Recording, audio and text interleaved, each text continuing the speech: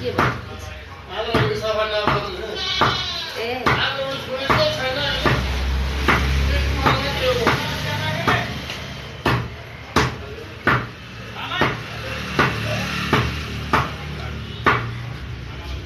बुवाले सम्झाउँदा सम्झाउँदा काम लागेन कति सम्झाएर बाबा चाहिँ फर्काइहाल्नु त गर्नु परेको के हो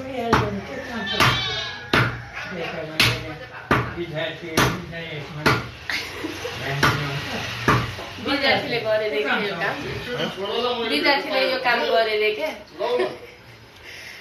विद्यार्थीलाई यस्तो काम लाउने हो भन्नुहुन्छ अनि